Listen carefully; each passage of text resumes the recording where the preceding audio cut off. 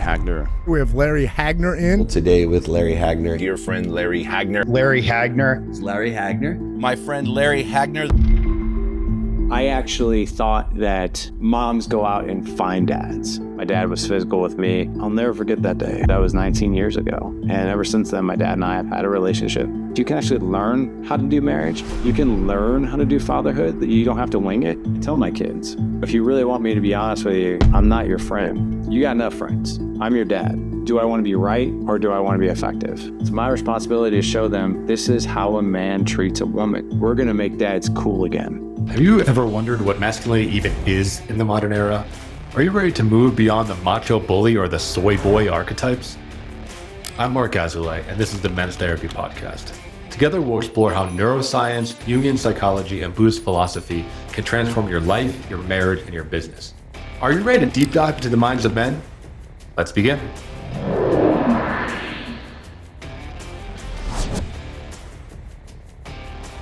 Hello, welcome back to the Men's Therapy Podcast. I'm your host, Marc Azoulay, and I'm here with Larry Hagner. He is the guest, the host of the Dad Edge podcast, and he's just written a book on fatherhood called The Spirit of Fatherhood that I'm sure we're going to talk about. He's been in the masculinity world for over a decade, doing tons of work, interviewing everybody that you can think of. Definitely check out his show, The Dad Edge. Larry, welcome to the show. What is going on, Mark? By the way, how do you pronounce your name? I'm so curious. Azoulay, like Azoulay on the beach. Yeah. That's kind of cool. It's got like a sexiness factor to it, I think. Thank you. It's Moroccan. I don't look Moroccan, but half my family is okay. Moroccan and Polish. I like it. So I love getting a chance to talk to you because you've been in the podcasting space for a long time. You're definitely a big outspoken person in the kind of modern masculinity movement. But I want to ask really about your personal story. So how did you get started doing this? I wish I could say it got started with like this beautiful moment, like this epiphany of it's just suddenly God has granted you like all the answers of what it means to be a good husband and father. He's sharing with the world, right? No, it was not a divine transmission. It was not. It was major faceplant city, right? So, I think it really kind of started with my childhood. I started. My mom and biological father were married really young, like at 21.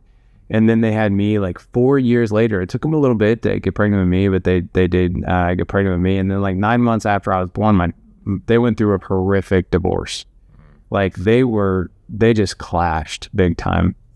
And, it's interesting. I didn't know my dad at all. In fact, I have no memory of him, no recollection of him. In fact, it's kind of a funny story, but like, I actually thought that moms go out and find dads, and my mom just hadn't found my dad yet. Like, I remember being in preschool. Like, I remember being 4 years old. It's kind of like when I remember like the video camera first turning on, and there's like random memories that I have about preschool. But one of them in particular is I remember men coming to pick up my friends, right? And they called them dad. And I knew what a dad was, like watch TV shows and all that. But my impression is that dads weren't there from the beginning and moms randomly find dads. And that's just how and I'll never forget my mom telling me one day, she's like, hey, I'm having a friend over for dinner. He's a really special friend. I'd really like for you to meet him. I've known him for a little bit and I'd really like for you to meet him. That was her way of telling me that she had been dating somebody that she worked with, right? But and so I heard the word him, and I was like, oh my gosh, like she found him. Like that's the dad. And this guy came walking in our house that night. I'll never forget it. Like trench coat, 3-piece suit. He was a white collar dad, a software engineer. He had the feathered hair, the mustache, the briefcase, the whole 9 yards. And he came walking in my house. And I remember like looking up at this guy, like, oh my gosh, like that's a man, like that's a dad. And I shook this guy's hand, and the very first question I asked this guy is, "Are you going to be my dad?" And like I'm just like, all right. And he was like, "What?" Like, oh my God, what's up into, right?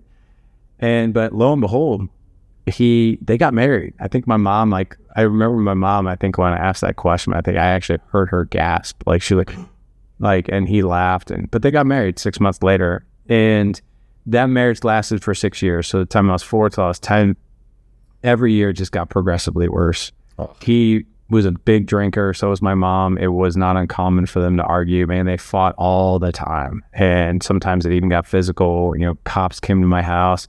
My dad was physical with me. And I say these things, but to be honest, like, that wasn't too uncommon when I was growing up. Like, you know, I had friends and their parents fought. Like, I had friends and, you know, their dads hit them. Like, it wasn't that uncommon. Like, now you put your hands on your kid and it's like, ooh, right? But that's just kind of the way we were disciplined. But I didn't realize that was like, man, there's better ways. Okay. But like, he was very abusive. And I have not seen that guy since I was 10. I found out about 15 years ago, he died. Okay. And, but then my mom like continued to date. And as time went on, I started thinking, I was like, wait a second. Like, I know about the birds and the bees, and this dude came around when I was 4. So like, where did I even come from? I had no idea. So I asked my mom, I'm like, hey, like, where did I come from? And she's like, oh, I was actually married before. You have a dad out there? And I was like, what? I had no idea. And then when I was 12, I actually met him. And Okay. it was not on purpose. It was actually by accident. So I didn't know this, but the guy lived 3 miles from us, and he was remarried, had a 2-year-old son, another one on the way. And I ran into him. And then we had this relationship for like 6 months. And after about 6 months, my dad and I saw him every week for like 6 months. I just loved it. After 6 months, like, I could just tell something was off or wrong. I just was like, I couldn't figure it out. I called him up one day and I'm like, hey, like, is everything okay? Like, I just feel like something's not right. And I don't even remember what was said. I don't remember who said what.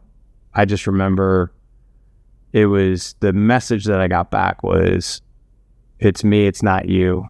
Like, this is very hard for me. Like, it's complicated type thing. And then we ended up not talking after that and completely lost touch, and he was out again. 18 years later, you know, I'm college graduate, I'm in medical device sales, married my college sweetheart, first son on the way, 30 years old, in a Starbucks here in St. Louis for a business meeting. And who decides to come walking in for his morning coffee? But my dad, who I hadn't seen in 18 years. So crazy. So just two just completely random chance meetings. Yeah. Totally random, right? And I'll never forget that day. And that was 19 years ago. And ever since then, my dad and I have had a relationship. And he's still married to the same woman 45 years later. I have 2 younger half brothers. They're great guys. I'm actually going out with my youngest brother tomorrow night for dinner. And, but I'll tell you, like, my mom dated and got married a total of 3 times, but she dated all kinds of different dudes, but they're all the same kind of guy. Every guy she married, every guy she dated was a partier, an abuser, alcoholic, whatever, right? Just complete disastrous. And that was my template growing up. So when I got married, I was like, you know what? I only want to be married once. I'm going to stay married. I'm going to figure that one out. I don't know how, but I'm just going to figure it out. The other promise I made to myself is like, I'm going to be a good dad. I'm going to be a really good dad. And then the third one was like, I'm never going to hit my kids out of anger because I was hit a lot growing up. I'm just not going to do that. And I broke all of those promises except for I didn't get divorced.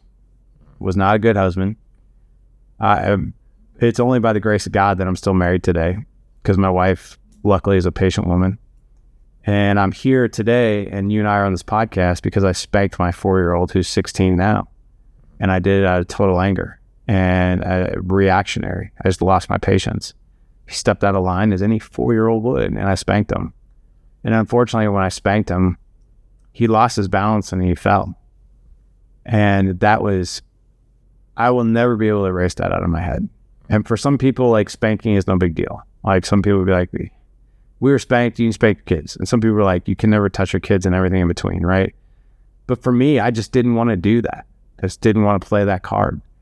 And when that happened, and this is the most devastating thing. It's not so much that you spank your kid, that's devastating enough. Well, then you spank your kid and your kid falls by your hand. That's another one.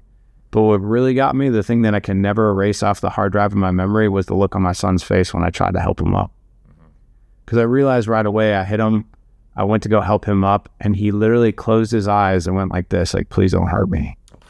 And that one, I've told this story probably 1,000 times at this point, and it still makes me misty-eyed because I still see the exact moment. And that was it. I was like, because at that point in time, I'd been a dad for 6 years. I had a 4-year-old and I had a 6-year-old. I had been married for about 8. And nothing in those elements of my life were going well. But I desperately wanted them to go well. I wanted like this incredible connection with my kids. I wanted them to experience a patient father. I had like these visions of teaching my young boys how to be good young men, taking them out fishing and hunting and teaching them life lessons and conversations over a campfire. And I'm patient, I'm grateful. And they look at me and they're like, that's my dad. He also coaches my teams. He's such a good leader. He's this, he's a great communicator. He's that. And I was none of those things, man. None of them. I was barely hanging on. Survival mode at its finest. And it's when I finally surrendered the ego, because I was up to the point where I don't need help. Like, I got this. I'll figure it out. That attitude was actually keeping me from my best personal experience with my kids and my kids' best experience with me, my wife's experience with her husband, and me back to her. So once I decided, like, oh, wait a second, you can actually learn about this. You can actually learn how to do marriage. You can learn how to do fatherhood. You don't have to wing it. Like, sign me up for that. And that's how Dad Edge got started. And to be honest, 10 years of podcasting, 1,200 episodes, 4,000 guys through our mastermind, man, we're still learning. We'll never, ever, ever, ever, ever, ever stop learning, ever. And that's what the Dad Edge has been. That's a really beautiful story. And there's so much to dig into there. I like the humility that I think you put forward in that story. Like you said, the willingness to learn, the willingness to be like, hey, I don't have it all figured out. Yeah. I need to check myself in the mirror, which I think a lot of guys, we struggle doing because we don't want to see that weakness. We don't want to see that limitation, and that powerful moment you shared of, your child, probably one of the things you love most in the world, being afraid of you, that's like the rock bottom moment, right? Like that's the moment that really punched through everything. So there's so many places to go with it, but I guess I want to start with, how did you start learning? Because I think a lot of guys have a similar story, whether it be about being a father or anything else. We come with the best intentions. Like, I ain't going to do that shit. I'm not going to be an asshole. And then, I'm a psychotherapist. So like the unconscious wins a lot of the time. And we end up doing those things or saying those things because we don't have a model. We don't have any parent that taught us a different way, that like old processing just happens. So I'm curious, how did you start learning and what steps did you start taking to change the way that you parented? So it started with a Facebook page, which is now the Dad Edge. But the Facebook page, immediately after that whole thing happened with my son, if you were in my house that night, you would have found me in my office with tears running down my eyes in front of a computer screen. And what I was doing that night was I was on Facebook. Because when you have a bad moment as an adult, what do? You go distract yourself with something, whether it's a vice or porn or social media or a drink or weed or whatever else. I just, I want to forget whatever I just did. And at that night I don't really do a whole lot of the other stuff that I talked about. And I went on social media and I just was like thumbing through people, I just don't want to think about what I just did. Well, I saw this button in the left-hand corner. It said create a page. I'd never created a page. And I was like, I'm a faith-based person. I don't think that I was alone that night or in that room. And I clicked that button and said, what do you want to name your page? And the words, The Good Dad Project, which is now the Dad Edge, The Good Dad Project, I just typed that in, The Good Dad Project. And The Good Dad Project was me. I was the project. I was like, if I'm going to do this, like, I need to learn how to do this. So I was just like, this is going to be my Good Dad Project. I'm going to be a better father and learn how to do it. And what I did was I made a commitment. I never did it for a following, by the way. I could have cared less if I was the only person on that page. I just wanted a public-facing accountability platform that I could post things that I was learning. That was it. And it was like, I'm going to go learn one new thing every day. And that really spoke to me big time, because at the time I'm in St. Louis. I'm a big Cardinals fan, not like tried and true, but I like the Cardinals. At the time, Mike Matheny was the manager. He was the youngest manager ever in baseball history to take over a professional team. And he was learning from the legend, Tony La Russa. And he went into Tony La Russa's office, as Tony's heading out, Mike's heading in. He's like, all right, Tony. He's like, what do I do? Like, what do I do? How do I manage this team next season? Like, what am I supposed to do? And he's like, learn something new every day. And like Mike actually like wrote this down. He's like, okay, learn something new every day. Got it. Now what? Homework. Yeah. And he's like, Next. Yeah. he's like, that's it.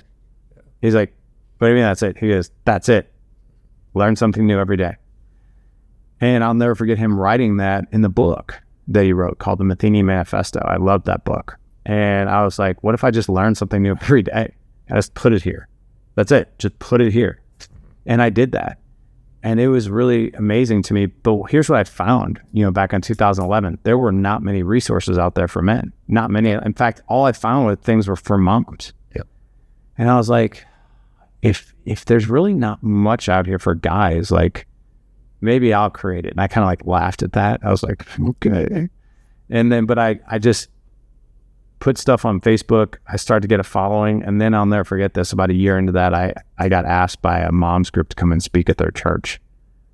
And I was like, what? I was like, well, you want me to come speak about what? And they're like, about being a good dad. And I was like, you got the wrong guy. I'm trying to be a good dad. And they're like, no, that's what we like about what you're doing. We've followed you for a while, and we like how authentic you are and how imperfect it is. And like, you're stumbling and you're learning, and like, that's what we want you to speak about. And I'm like, okay. I was like, how many people am I speaking in front of? I was thinking like 20. It was 350. It's the biggest moms group in the state. And I'm like, oh my gosh. Okay. So I did. And I spoke, and I just spoke from my heart, and they loved it. And I was like, this is wild. It's like, maybe there's something here. And when I say maybe there's something here, I didn't mean like, I'm going to go build a platform and be an influencer. I was like, maybe there's something here for this. Like, maybe I could do something on the side with this, right? So I started a blog, 2013, called gooddadproject.com. It didn't really get a whole lot of hits. It got a little bit, but it was more of a therapeutic outlet hobby for me. But then things really took off in 2015 when I started podcasting, the Good Dad Project podcast, right? Now it's the Dad Edge. But I was like, I'm tired of writing. I just want to talk to people and learn from them. And that's when I started interviewing experts in their field. Like, I started interviewing like Navy SEALs and UFC fighters and, parenting experts, marriage experts, mindset experts, health experts, like all these experts in their field, and just started pushing them out as podcasts. And I found that every podcast I was on, I was like, oh my gosh, I think I learned just 3 to 5 new things. So, and that's what it's been ever since. But that's how it started. And now it's crazy, we're now, I think, one of the number one resources out there for dads. I never would have thought that would even be humanly possible, but we're there. You're doing it. Yeah. And I think you're changing lives and changing families, because guys, like, we take in information through podcasting, right? And through like more casual conversations. And that's how learning happens, is through storytelling. So it's great that you're out there doing that and touching guys and making dads be cool again, in a way. Like it's cool to be a dad. Like, I think that's, yes. Yeah, it hasn't been that way for a while. And even when, like you said, early 2000s, it was not. We had that kind of male stereotype of just like, go to work, come home, drink a beer, pass out. Like, that's what it meant to be a man. It's crazy that you say that, because the movie Jobs by Ashton Kutcher, Ashton Kutcher plays Steve Jobs, and he makes that statement at the end when he basically is telling the board, I want to be the CEO. And he's like, we're going to do this, we're going to do this, we're going to do this, and we're going to make Apple cool again. And I'll never forget hearing that. And I started saying that we're going to make dads cool again. And to be honest, that's why I changed the name of the entire company from the Good Dad Project to the Dad Edge, because the Dad Edge gives more like, I have this edge, I have this X factor about me. I know things that other people don't. I'm not a good dad project, because there's nothing really cool or sexy about being a good dad project, but there's something about having an edge, right? There's something about having an X factor and knowing things that maybe other people don't, and implementing things that other people aren't willing to do to make your life better and the better lives of your kids and family. So yeah, that's the whole reason we changed it, is to make dads cool again. Yeah, and I think you're doing it, right? And I think it's true, right? It's moving away from just like being like women's work, right? People want to spend time with their kids. It's crazy you have to say that as being a revolutionary idea, but I imagine like from 50s about to like, maybe even 10 years ago, it wasn't considered cool. Being with your kids was, you were a failure as a man. You weren't a good dad. You didn't have any edge. Not only that, but like even like the stereotype of dads, right? I mean, we think of dads as fat, clumsy, stupid. They have no clue what's going on in the house. Yeah. Then Lots dumb. stereotype. Yeah. It's like the Peter Griffins of the world is what I'm saying. Like those kind of guys are like Homer Simpson. And to be honest, there's a lot of guys out there, including me, that no. I'm going to challenge that stereotype. Like, that is not every guy out there. In fact, if you ask most guys, do you want to be associated? Do you want to be known as Peter Griffin? No, I do not. Yeah. That is not who I am. And it sucks to see that in the media, because you get to a man's heart and they're like, yeah, I don't like that one bit, because that's not me. Yeah, I mean, like all the sitcoms, right, in like 70s, 80s, and 90s, it was all that. It was all just like the putsy dad that can't do anything and doesn't know what's going on and just blind and stupid in a situation, bumbles his way through life. And yeah, that was like what masculinity looked like for a while. Yeah. So if you could like make a new show, right, how would you want dads to be portrayed? I want dads to be portrayed as strong, as resilient. I think one of the if I think about it, if you've ever seen the movie 300, right, and you think about, the part where Leonidas is sitting there with his father on the step, and his dad is talking to him about his shield, right? You tell that this dad, right, and there were moments that you saw when Leonidas was growing up. Now, granted, like his dad was beating him up. I'm not signed up for that one. But what his dad did is he worked with him, helped him, make them tougher. The dad was this strapping, strong, resilient warrior that was making his son into this strong, resilient warrior, right?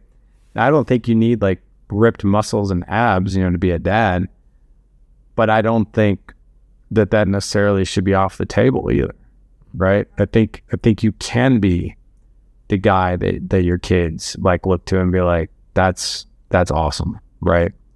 I was on a float trip with my whole family, and this lady, she was a little older. She was probably about my age, like in her 50s. And she, as we were going past her, she's like, "Oh my God, did you see that guy's abs?"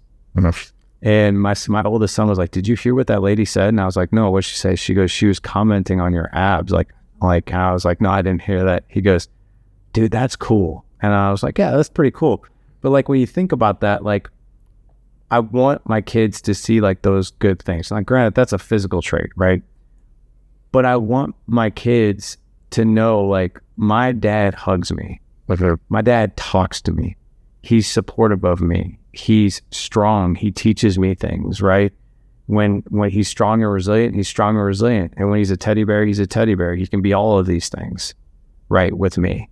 And I think that that's really important, that a man can be all those different things, right? You can be the strong, physical, resilient specimen, but you can also be like this super compassionate, empathetic, patient, loving dad that will talk to his kids about deep, deep things, right? Yeah. It makes me think like, the men's movement, Robert Bly and those guys were talking about how men don't have initiation anymore and they don't have apprenticeships. Where in, history, kind of like back to the Leonidas thing, right? It's like you would have your dad would teach you something. Maybe it's how to a sport, but maybe it's a craft. Maybe it's a trade. Maybe it's how to be a speaker, an orator. And I think a lot of young people, especially sons, I think, would really follow their dad around, and just pick up whatever the family business was. And they would learn respect for their father because they would see him do all these like really hard things and learn how to like grow through that. And I think we're really missing that. I don't think we have that kind of mentorship role anymore. Or what dads do, it's all these kind of like white collar jobs, which is like, I do emails or something, right? Or like I make PowerPoints, which is just, I don't think it's as evocative as, like you said, having a six pack, or like building a house, right? Or cutting down a tree. That's like very like physical and generous respect that way. I want to run something past you, which is kind of my like pocket idea of male love. And I'm curious what you think about it. Essentially, it's this idea of setting a challenge, right? Setting a proper challenge. And it can't be too hard, because if it's too hard, the kid gets overwhelmed and like crumples, right? And it can't be too easy, because if it's too easy, the kid feels patronized and feels like you think he's like weak. So you set the perfect challenge, which is hard enough, but then you coach your kid to get there. So in my mind, right, the view of a father and what kind of masculine love looks like is being both a challenger and a coach. I'm curious what you think about that as a role of a father. I would say a challenger, a coach, and someone who will meet you at your weakest and most vulnerable moment. For sure. Yep. So like if I really think about fatherhood with my 4 boys, right? And I think I'm probably a decent person to ask this because I've got older ones, 18 and 16, and I've got younger ones. So I can kind of speak to both, like almost the adult kids and then almost, your kids that are still little. I look at myself as, yes, I'm a coach, right? Like, and I tell my kids, I was like, if you really want me to be honest with you, like, I'm not your friend. Right. You got enough friends.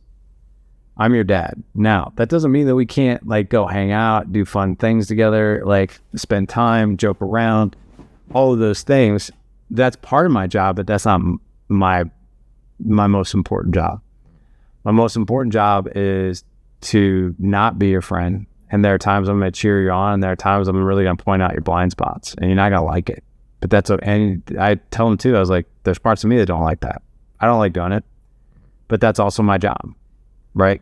And I'm willing to do that. So I'm your coach, I'm your leader, and I'm going to teach you things. And the other thing too is I view myself as a student of my children too. And if I am the one who's doing the constant leading, well, how am I supposed to develop them into leaders themselves unless I put them in that position? So I always want my kids, I'm like, you teach me something. You lead me. Yeah. Like when we go on this camping trip together, you're going to run it. You're going to tell me what you need. We're going to pitch these tents and you're going to lead the whole thing. All right. Things like that to where you put them in leadership positions. I'm also there to, my goal, and this just happened a couple weeks ago, is I want to be the kid's 3 a.m. call. Right. Because I think when you are your kid's 3 a.m. call, yeah, that is a true litmus test of how good of a dad you are. Because you can be, like, listen, we can all be disciplinarians and we can all be the guy that lays down the law. That's actually easy, right? That tough love factor, it's my way or the highway type of a thing. But that's not necessarily effective when your 18-year-old, like our 16-year-old, decides like, hey, tonight's going to be the night that I'm going to try alcohol for the first time. And then they're like, oh crap, 6 beers is way too much. Now I got to drive home. And then that's the time where I want my kids to be like, I have enough touch points with my dad and I trust him. And I know if I call him, his response is, I'm so glad you called. I'll be right there. Yeah. Right. And that's what I'll do. Now, I always tell the boys, I was like, that doesn't mean we're not going to have a conversation about the next morning. Yeah. But here's what I can tell you about that conversation. It'll be fruitful. There will be no guilt.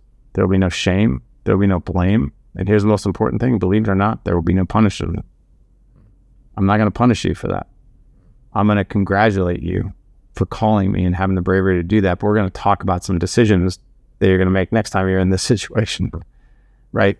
So I think creating what we call an environment of psychological safety, where kids can be themselves, they can be fully who they are without fear of blame, pain, judgment, or guilt, right?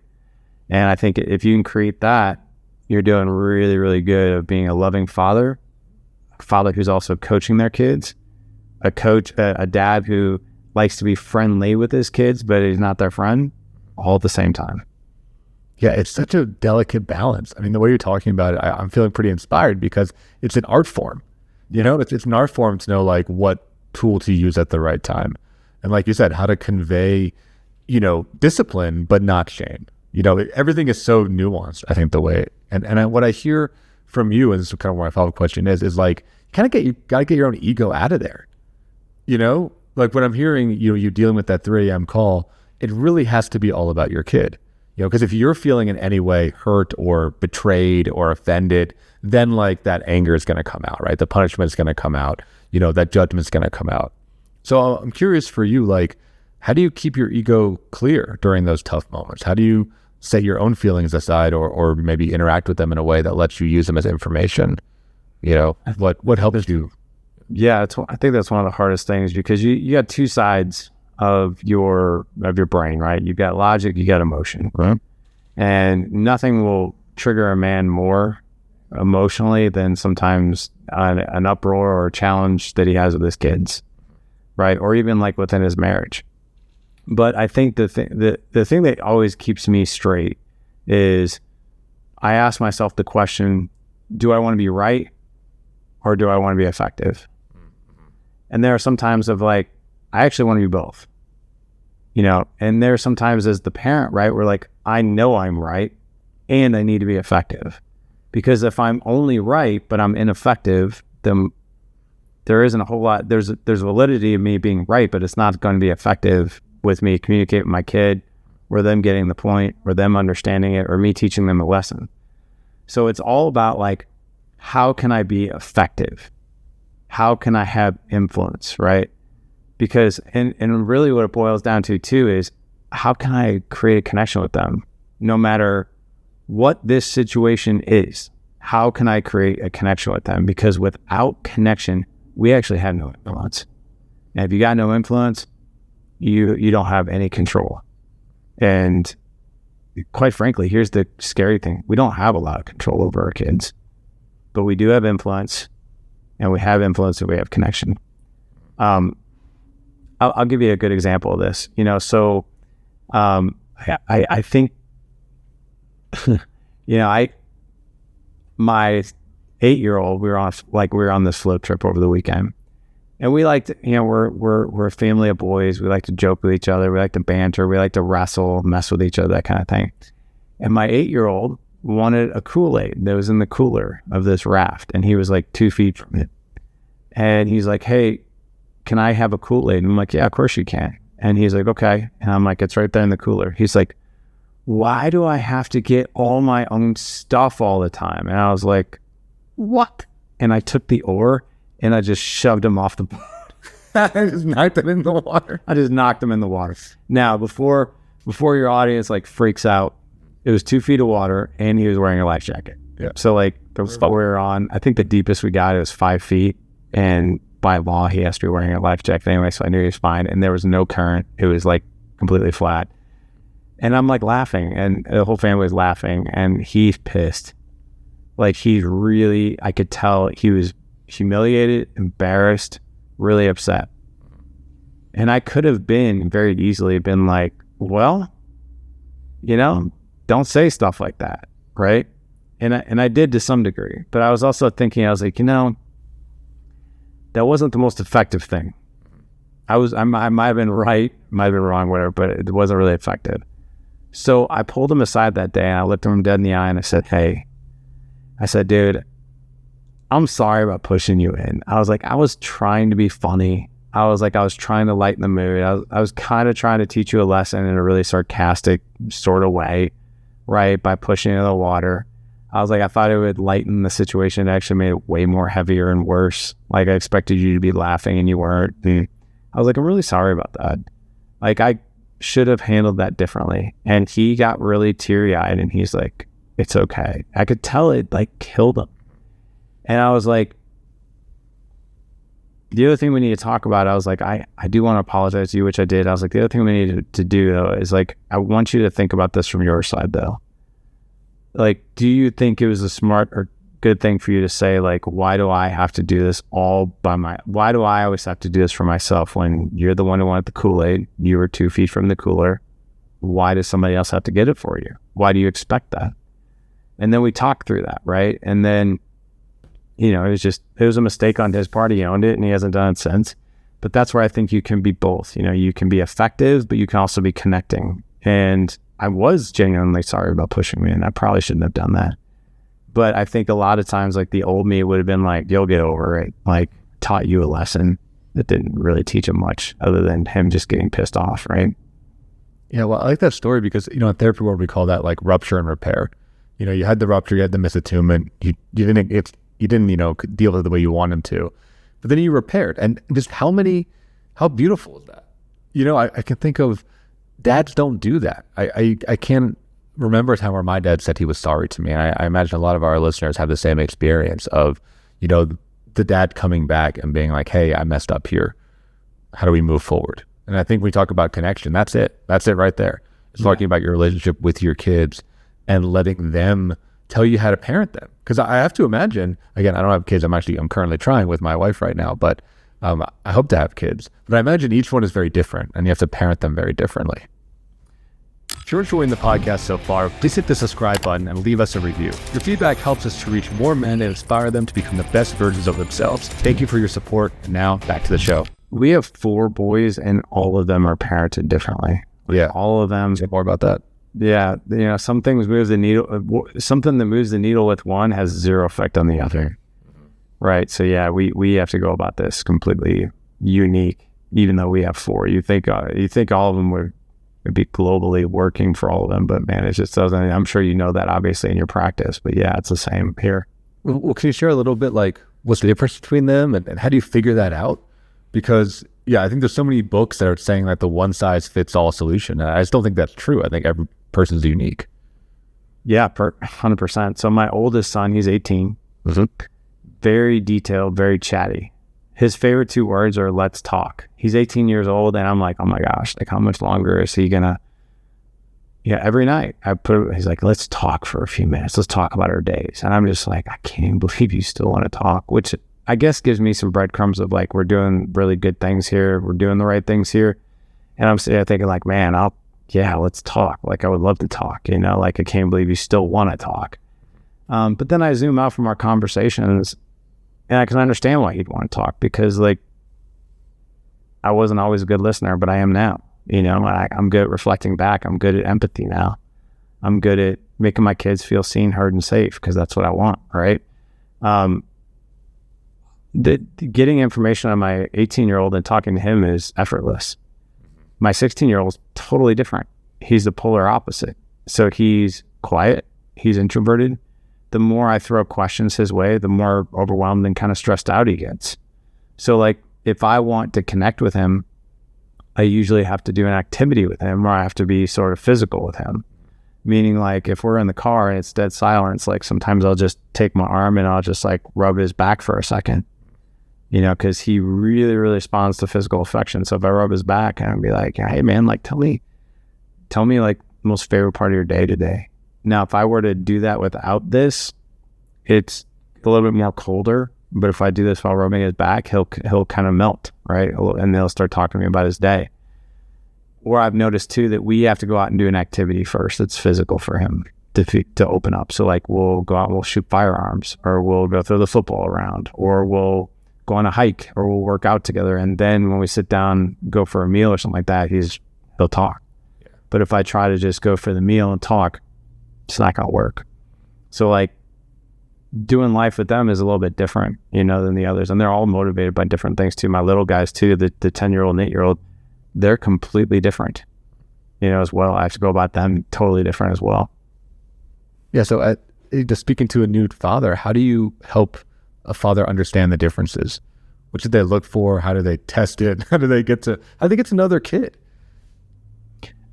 Personally, I think a really good way to get to know your kid is watch how they interact with their friends. What type of personality are they in their friend group? Like that tells me a lot. Are they the quiet one? Are they the goofy one? Are they what are they? The other one too that I think is really, really valuable is having conversations about your kids with your wife. So like my wife, I'm like, hey, like I've noticed this about Ethan. What do you think? And my wife will always be like, well, I think it's probably this. And just having that really different perspective, like, oh my gosh, I didn't think of that. But like, and I've noticed too that a lot of times my wife's pulse on whatever is going on is usually more accurate and attuned than mine is.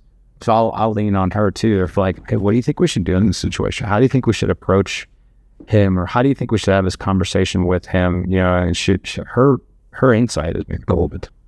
So I think coming at this too with a team approach with your wife is something that don't miss that one. Yeah, let's dig into that a little bit because we talked a lot about fatherhood, but what about being a husband? What are some of the lessons that you've learned there or tips you can give to guys on how to really show up for their partners?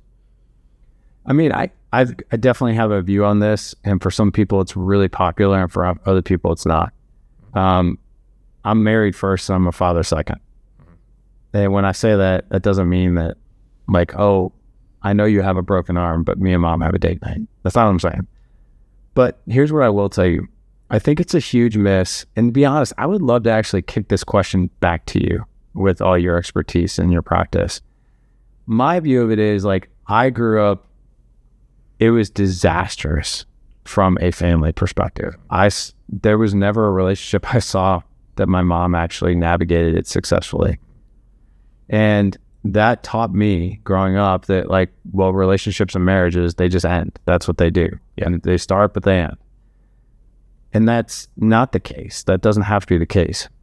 But I think what's really important is that when people become parents, what they usually do is they put their marriage on the back. It's all about the kid. And I think while the kids in their younger ages, they're very dependent on us, right? They have to be. And we have to give more TLC to our kids, but not at the sacrifice of constantly growing and evolving in our marriage. And with my wife and I, our marriage has always been first priority. And it's because of this. Like I have this I have a feeling and a view of this that I am obligated, that my boys are watching their mom and me. And it's my responsibility to show them this is how a man treats a woman. This is how you love and respect and appreciate her. This is how you talk to her. This is how you communicate. Like, I even love when my kids are in the room and my wife and I are kind of downloading about our days, and we're also talking about what we have the next day, and we're going back and forth. They get to see us listening to each other, talking to each other, working with each other, conflict resolution, all the whole 9 yards. And I want to set the bar really high for like, this is how you operate in a marriage. And my wife feels the same. She's like, I have a huge responsibility to show these boys what it means to treat a man well. Like, I'm going to love him. I'm going to respect him. I'm going to appreciate him. Like, all of these things. I'm not going to call him names. I'm going to be affectionate with him. I'm going to show how much I appreciate him. Like, my wife is she's amazing. But she also feels like this tremendous responsibility of like, I have 8 eyeballs that are watching me. And I want to set the bar so high for when these girls come around that they're looking at our relationship and like, yeah, you're nice and all, but like, this is what I want, right? And it's not here. So my wife feels that way as well. But I also think like, listen, these kids are only here for 18 years and then they're not. And then the last thing you want to do is roll over and be like, I haven't really known you for 15 years. Who are you? And I think that's another huge miss. You know, it's like, how many people probably sit in your office who need therapy and they're talking about like how they saw their parents like never talk, never be affectionate with each other, never, you know, they fought all the time, or the dad was always sleeping on the couch. Like, the things that does to kids, seeing that is really unsettling. So I think putting your marriage as a top priority, and people are always like, well, it's for the sake of the kids. Yeah, it is for the sake of the kids. Like, they actually get to see something really fantastic. Like, the last stats that I saw was 3% of marriages, both parties can identify the marriage as like, I'm over the moon. Like, this is amazing. 3%. 12% is like, hey, it's really, really good. I wouldn't really change much, but that's 15% of all marriages. I want my kids to see that 3%. I really do, and so does my wife. Yeah, and you're dead on, right? I mean, the research shows, the theories show that like, it's all modeling. Everything is modeling. And I think some people crumble under that pressure, but I like what you're reframing it of like, that's the inspiration to know that you have those 8 set of eyes watching you. Yeah. Because that's how they're learning. I mean, all the, fireside chats and all the like lectures, like, yes, that does help, but it's the day-to-day, it's all the micro interactions that really the kids are picking up on. And the vibe, especially the younger kids are, the less verbal they are, the more emotional they are. So like, even if like you think you're good at acting, if there's tension and resentment in the relationship, they're going to pick up on that vibe. They're going to pick up on that kind of underlying coldness or that underlying pain or tension. And that's what's going to really imprint on them as they're growing. I agree. Yeah. Yeah. Well said.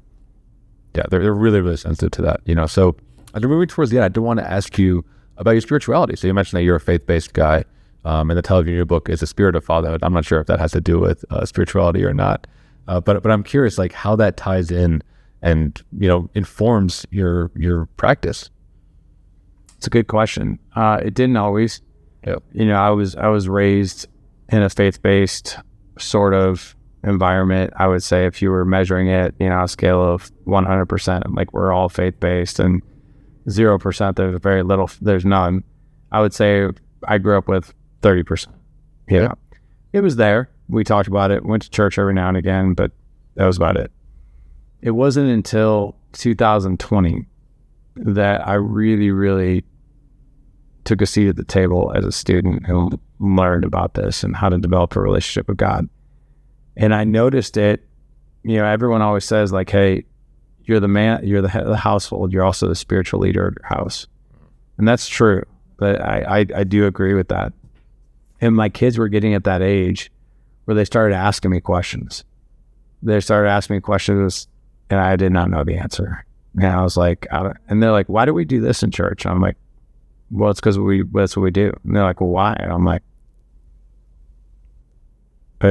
shit, I really don't know. And they're like, what does it mean? And I'm like, I really don't know. And I started really thinking about those answers. And I'm like, I'm teaching my kids to blindly follow something without even knowing why. Yeah. Like how much it's just, especially in this realm. So I started having interesting conversations with a mentor of mine here locally, who's about 10 years ahead of me. And I'll never forget how this was addressed. Like if you really are in for an entertaining story. So like this was 2019. I was cussing a lot on the podcast, social media stuff. I was dropping F-bombs constantly. You know, I'm like, can this mentor of mine, I didn't even know he was really that much of a faith-based person, ask me to coffee one day. He's like, hey man, I'd like to get a coffee. And I'm like, okay. And that wasn't uncommon. We go to coffee every, I don't know, once a quarter or so. But I could tell something was different about this one, even by the way he asked. And so I showed up and we're standing there in line and I could just tell. I was like, he wants to talk to me about something. And this is not going to be good. Like, why do I feel like I'm in trouble? Like, that was the atmosphere. So we talked for like 45 minutes. I looked at him and I was like, Brian, why are we really here? I feel like you need to talk to me about something. He's like, he took this deep breath and he's like, I've been watching you, been listening to all your podcasts. He's like, why do you cuss so much? And I'm like, I don't know, Brian. Why? And he's like, is that the man that you want to be? And I'm like, doesn't matter. Like, there's so much ego, right? I was like, does it matter? I was like, I don't know. He's like, well, why do you do it? I was like, I don't know. I was like, sometimes you just need to rattle some cages, you know? Sometimes you just need to like grab a guy by the virtual shoulders, whether he's listening to something, and be like, you know, get your effing act together, right? Or like whatever, right? And he's like, you know, your boys are watching you, right? At the time, my oldest was 14. I'm sorry, he was 13. So they're right at that age where they're really starting to take in a lot. He's like, what do you want them to experience if they're listening to one of your podcasts? I was like, Brandon, my kids don't listen to the podcast. He's like, they don't yet. And sure enough, my kids are listening to all my podcasts, which is crazy. And he's like, what is that going to say to them when they hear their dad saying that? And I was like, I just rolled my eyes. I'm like, Brian, I was like, I don't want to talk about this. And he goes, what's your relationship with Jesus Christ? And I'm like, now I really don't want to talk about this. Like, what are you getting at? Right. And I'm just like, I was annoyed and angry. And I left that breakfast like, what is wrong with this dude? Like, who is he to ask me this? Like, I was pissed, but I was pissed because he was right. And I started really thinking about it. And I was like, it took me like 48 hours. I ended up texting him like, Brian, I was like, thanks for bringing me the coffee. I've had a lot to think about. And you're right. I was like, I don't have this relationship. I want one. I was like, I don't know how to get it. I'm completely overwhelmed by the Bible. I'm completely overwhelmed by this. I was like, plus like me growing up, like religion was used as a guilt lever. Oh, you did this? Well, you realize you're going to hell, not right? Like stuff like that. You're just like, wow. Like, anyway, he mentored me for 2 straight years in a program called Operation Timothy, which is a mentorship free of charge. You show up as I was a Timothy, he was my Paul. And we went on this 2-year journey together that was guided. You know, I had to read books and read the Bible and answer questions. And we were on a call for 90 minutes every other week for 2 straight years. And that completely changed my world. And I finally understood all these things that my kids were asking, all the questions that I had that I didn't know the answers to. And suddenly I became a resource for my kids and became a spiritual leader. That's where I really, really got entrenched with this and all these amazing things that really just started happening in the spiritual life and with my kids and conversations, and I saw their faith come to life. Like, it is a huge foundation piece for what we do. Yeah, I think it's absolutely critical. I think as a part, being a millennial, a lot of us didn't really get that. I think we were really raised in atheist households. Or did you say I was a millennial? No, I'm a millennial. You're a Gen X. I was gonna say, man, I'm older than you think. Yeah, you're a Gen Xer, but I'm saying for millennials, like, we were raised in like a religious households where it wasn't even talked about or something. And I think there's nothing really missing there. I mean, whether it's faith-based or spiritual practice or just connection to something greater, higher power, whatever it is, I think there is wisdom there. So it's great that you're having your kids start to develop that connection and question that and be a part of something bigger than themselves. I think it really helps to reduce the ego in a lot of ways. And that's what we've been talking about. So I know we're nearing the end of our show. I'm curious, Larry, where can people learn more about you, or can they follow you online? TheDadEdge.com is our website. So, you can start with, I always say, start with the podcast. It's free. It's easy to get to. Also, a few different free resources on the website. If you click on our resources tab on the nav bar, you'll see there's actually free training in there for, like, if you want to be a more present father. We've got a great training for you that's free. If you want a better marriage, I've got 2 free resources. One is called 21 Days to an Extraordinary Marriage. The other one is called Intimate Conversation Starters. I've got a course on marriage as well, and patience. And then if you want live, like, group coaching, we have 2 different programs for that. We have the Alliance, that's for our career guys, so our 9-to-5ers. And then we have what's called the Boardroom for business owners. And we developed that program about 6 years ago, just because we had business owners in our regular program, and we just found that we weren't really fulfilling the needs of the business owner. Business owners, we're wired, we're a little crazy, to some degree, but we're wired different. We have different needs when it comes to this kind of stuff. So that's why we developed both of those programs. And I personally lead the Boardroom. That's awesome. Yeah, everybody, check that stuff out. That'll all be in the show notes. Definitely subscribe to his podcast. It's a great resource. And check out those courses. I mean, there's great, like, kind of the email courses that kind of hit you every day with a challenge and some information and some stuff to do. So really would highly recommend those. So Larry, thanks again for being on the show. Yeah, and listeners, thank you again for tuning in. If you find it helpful, share it with somebody, maybe a father, someone that could benefit from the topics discussed here, and someone who wants to be a better father and a better partner. So thank you so much for tuning in, and we'll see you next week in another episode of the Men's Therapy Podcast. Thanks for tuning in. If you enjoyed today's episode, please subscribe and leave a review. And don't forget to visit menstherapy.online to learn more about the work that we are doing to support and inspire men. Until next time, keep moving forward.